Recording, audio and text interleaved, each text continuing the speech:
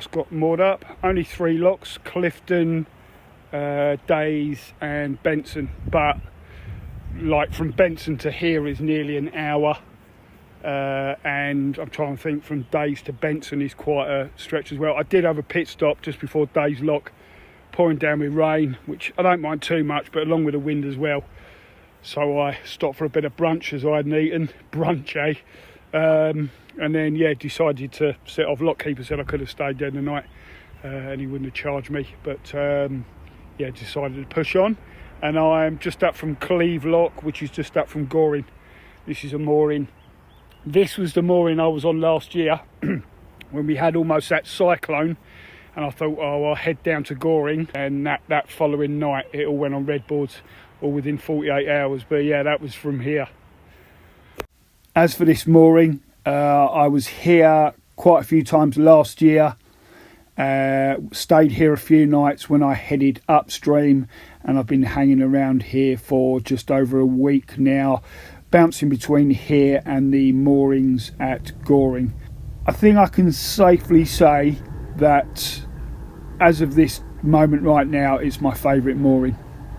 A little bit about this switch. This switch was fitted to the boat already when I got it, and it was the on-off switch for power to a 1000 watt inverter. At some point I fitted a 2000 watt inverter, and when I fitted that, obviously I didn't know much about this switch, the rating or anything. I thought I need to replace that and put some sort of cutout switch on there. Never did it. It's absolutely ridiculous of me to have let this go this long, because if we come up to more recently, when I've been using the air fryer, which during the summer months I use at least twice a day, it had been doing some funny things where it had been cutting out, or I'd hear the inverter bleep.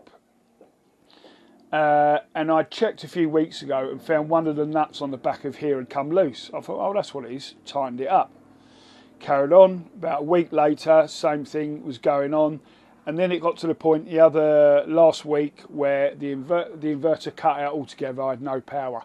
So I went back to check this switch and found it actually melted. One of the terminals was hanging right off, or one of the wires was hanging off. The other one was sort of still caught up in the melted plastic. Absolutely stupid of me, even as a boat owner. But yet again, this is my home. And to not order that at the time and get it done was, an absolutely idiotic of me. I'm lucky I didn't pay a price for that in terms of what could have happened, because if it had shorted out on other on-off switches that have been here or fit to the boat for years, could have burnt the wiring throughout the boat, could have set the boat on fire. I could have lost my home. And you know, this is a 51-year-old boat, but I absolutely love it. And the thought of that happening, it just honestly, I wanted to slap myself in the face. So obviously I've ordered the right cut out or trip out switch, and going to get that sorted today. But I'm kind of going to keep that as a reminder, because every now and then I'm going to come across that, and it's going to make me think, is there anything else that I've done more recently that I should be replacing that I haven't? So I will keep that as a thing to remind myself to not be an idiot again. That's definitely not going to happen, is it? But anyway, we're going to crack on and fit this cutout switch.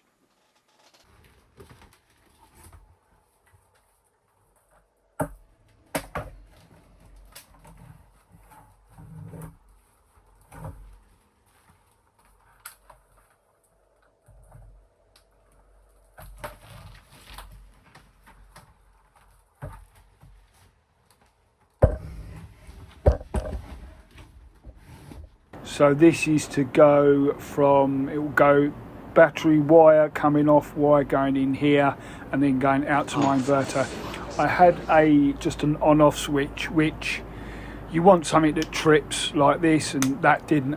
My 2000 watt inverter, they recommend going with about 290 amp trip just because if you get a surge, And my name is Serge, and how can I help you? it will keep tripping if you got something that was like 200 amps, so I recommend getting about 300 amp.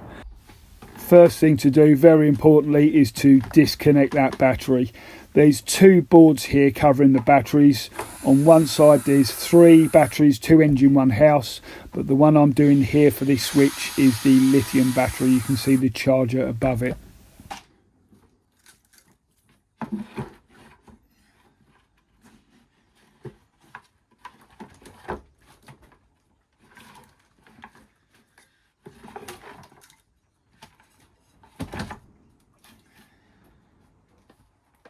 So this is the wire coming from the battery, and this is the other end. This is the live going off to the inverter.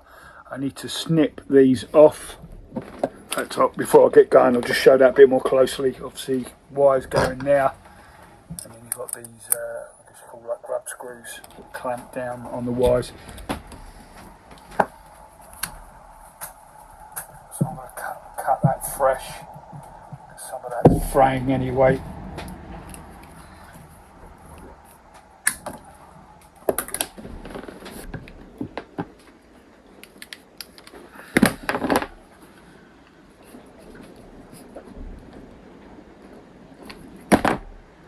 With the terminals cut off, I'm just going to risk my fingers and cut away some of that insulation for the wire, so you've got some of the copper wiring sticking out to fit into this switch, as I've done one side here and now there's the other.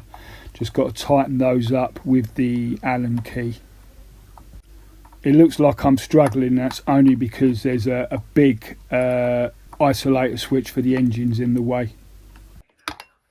That's the wires in. I'm going to put a couple of cable ties around each wire just in case they ever came loose. I'll just narrate over the top here. One, because I'm struggling with mics on my cameras, but also like an idiot I had a podcast on.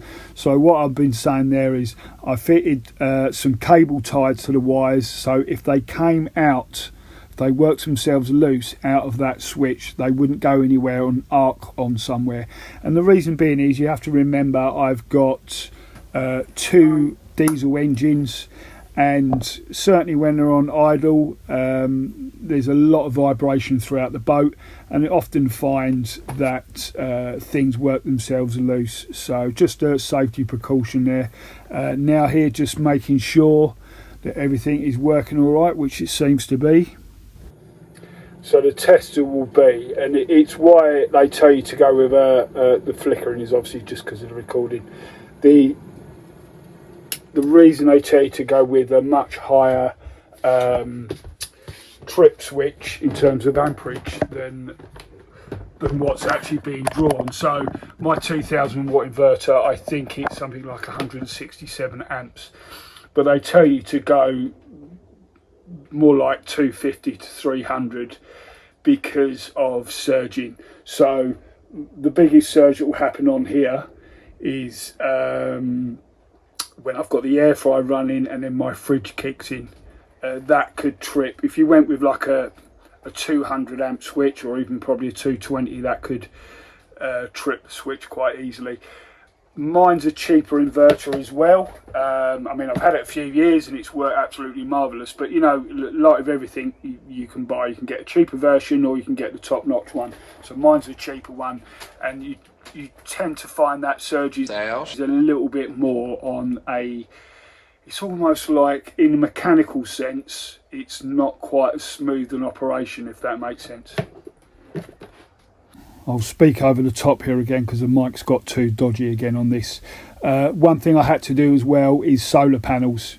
During daylight hours, even if the sun's out or not, you have to cover those solar panels up with blankets.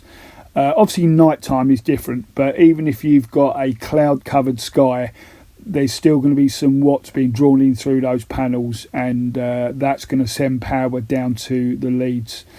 So yeah, as I say, you can kind of get away with it on a cloudy day, but why take that risk? If you're doing it during daylight hours, then just cover them up and be safe.